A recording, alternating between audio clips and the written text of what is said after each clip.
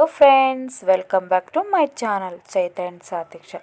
ఈరోజు ఈవినింగ్ టైంలో మసాలా దోశ చేయమని పిల్లలు అడిగినారు ఫ్రెండ్స్. సో మేము మసాలా దోశ చేయాలనుకుంటున్నాం. మసాలా దోశకి కావాల్సిన ఇంగ్రీడియంట్స్ దోశ పిండి అండ్ ఎర్రగారం ఫ్రెండ్స్. ఎర్రగారం అంటే ఎండుమిరపకాయలు, కొంచెం ఆనియన్స్ అండ్ కొంచెం లైట్గా ఒక్కొక్కరు చింతపండు వేసుకుంటారు, ఒక్కొక్కరు టమాటో వేసుకుంటారు ఫ్రెండ్స్. మీ ఇష్టం, ఆప్షన్ అంతే. కొంచెం చింతపండు, ఆనియన్ అండ్ ఎండుమిరపకాయలు వేసి మిక్సీ పట్టుకోవాలి ఫ్రెండ్స్. బాగా మిక్సీ పెట్టి వాటిని తాలింపు పెట్టుకోవాలి. ఆ ఎర్రకారంని పక్కన స్టవ్ మీద పెనం పెట్టేసి దోశ పిండి వేసి సన్నగా పతలాగా వేయాలి. చాలా పతలాగా వేస్తే క్రిస్పీగా బాగుంటుంది, అంత క్రిస్పీగా ఉంటుంది. మేము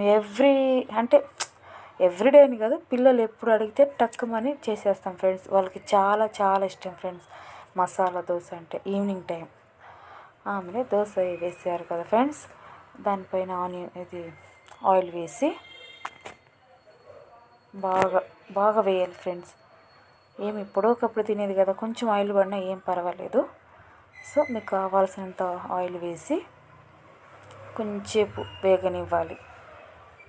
అంత ఎక్కువ కలర్ రాకూడదు ఫ్రెండ్స్, లైట్గా, జస్ట్ లైట్గా రావాలి. మనం చేసి పెట్టుకున్న ఎర్రకారం అక్కడ వేసి బాగా అప్లై చేయాలి ఫ్రెండ్స్.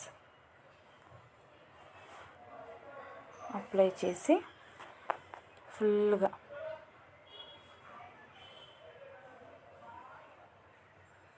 బాగా కలపాలి ఫ్రెండ్స్. ఇప్పుడు మనము లైట్గా ఇది వేయించుకుంటాం కదా ఫ్రెండ్స్ దోశని. ఇప్పుడు అప్లై చేశాక కరెక్ట్గా ఈక్వల్గా కరెక్ట్ కలర్గా ఉంటుంది. దాన్ని ఫోల్డ్ చేసుకోవాలి ఫ్రెండ్స్.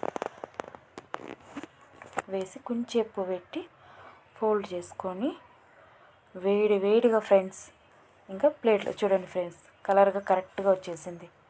సో వేడిగా masala dosa ready and with ఎర్రకారం. చాలా బాగుంటుంది ఫ్రెండ్స్.